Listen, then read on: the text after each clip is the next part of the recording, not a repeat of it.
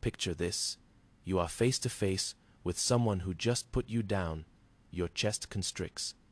Your face flushes, your head whirls, reliving what they said, and in that instant, you want to blow up, yell back, fight back, prove them wrong. But then, picture something else. Picture standing there serene, unruffled, staring them straight in the eye, not with fury, but with absolute mastery. No tantrum, no vulnerability, but continuous strength. Which do you think appears stronger in that moment? The person who lost it, or the person who controlled it? The reality is this, in all the wars. Be it with others, with life, or with yourself. Your feelings can be your sword, or your Achilles heel. Most lose not because they are not strong, but because they cannot master their feelings. They allow anger, fear, sadness, and pride to take over their choices.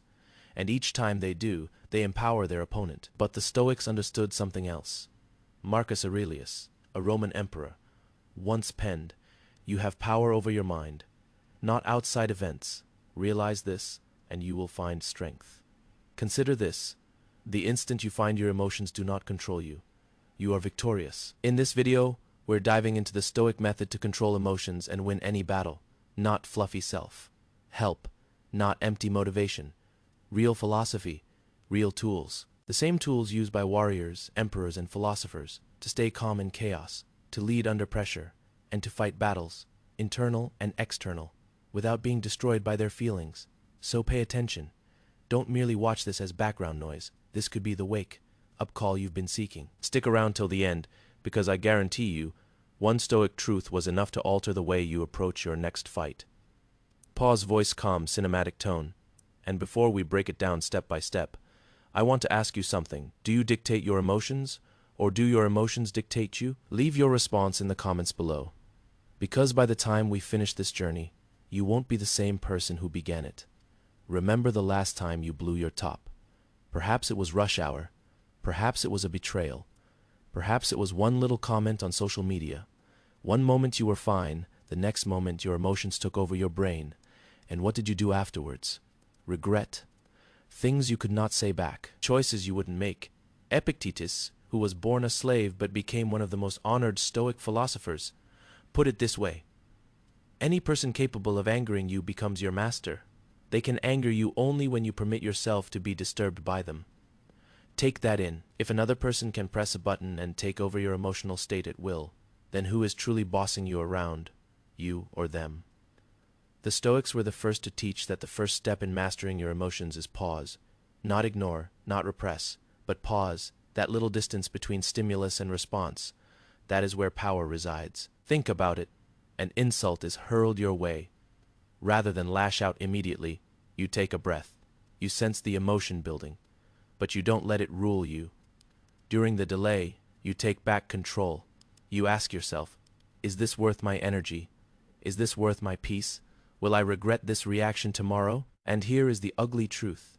Most of the emotions that feel so urgent are really traps. Anger blinds you. Fear freezes you. Sadness weakens you.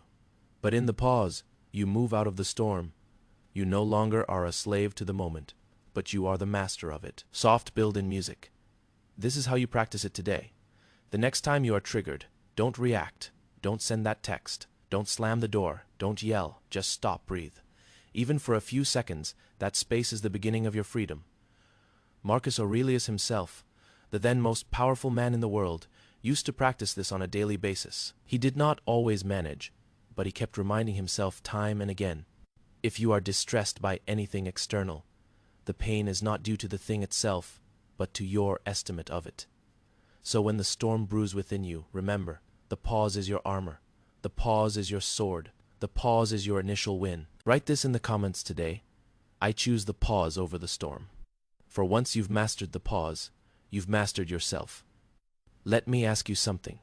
Have you ever seen how two individuals can come up against the same situation, but react entirely differently?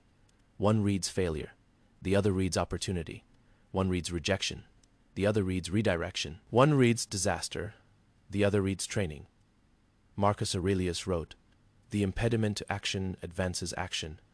What stands in the way becomes the way." This was not poetry, it was survival.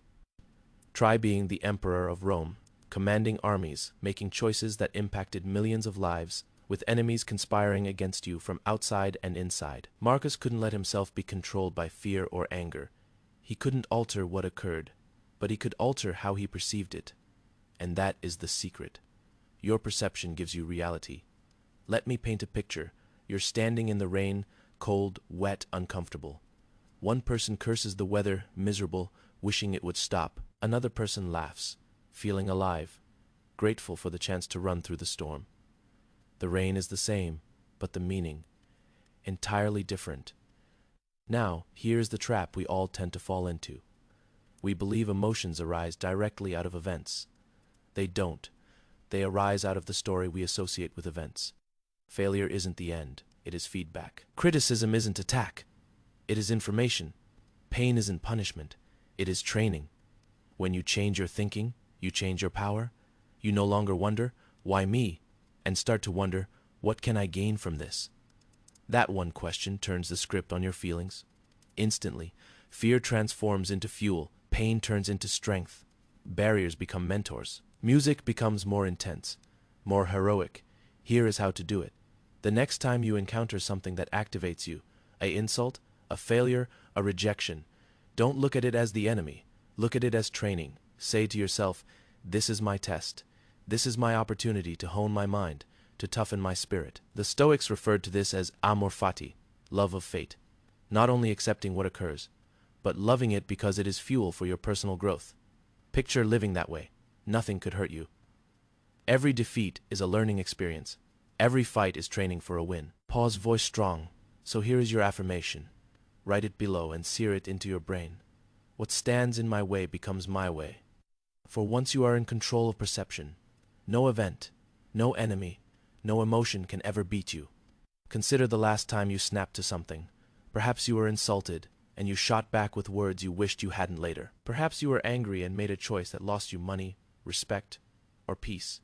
Or perhaps you acted on a craving and subsequently guilt. That is the strength of impulse. It is pleasurable in the moment, but it pays you back in the long term. The Stoics understood this more than anyone else did. Epictetus, a former slave, had to declare, "No man is free who is not master of himself." Freedom isn't found in doing whatever you please. Freedom is found in being controlled enough to decide what to do, rather than being pulled by impulses. Imagine this, a soldier in battle. Arrows whizzing, bedlam all around. The uncontrolled soldier responds. He runs, he yells, he breaks formation. But the controlled soldier, he breathes, he holds his shield, he waits for the perfect moment. One lives, one dies, same fight. Different master, and here is the reality. No one wants to admit your biggest enemy is not out there. It is in here. It is the desire to respond, to overeat, to procrastinate, to lash out, to quit.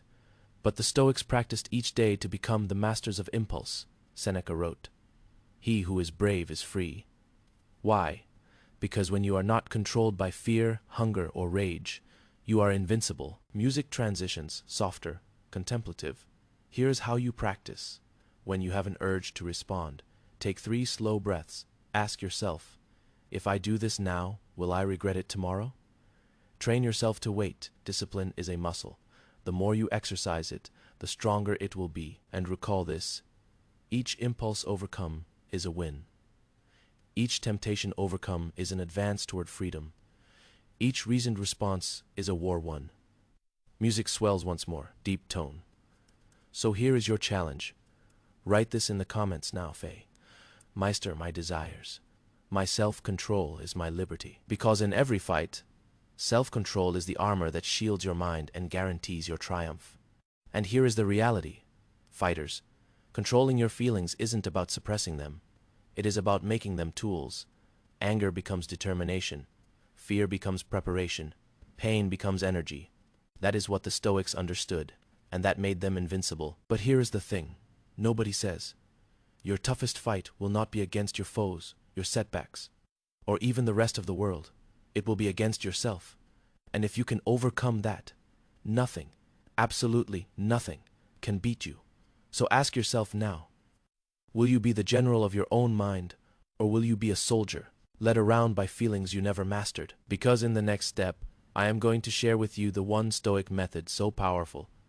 Emperors used it prior to entering war, and once you know it, you'll never perceive your emotions the same ever again. Don't miss out. Remain quiet, remain concentrated, remain triumphant.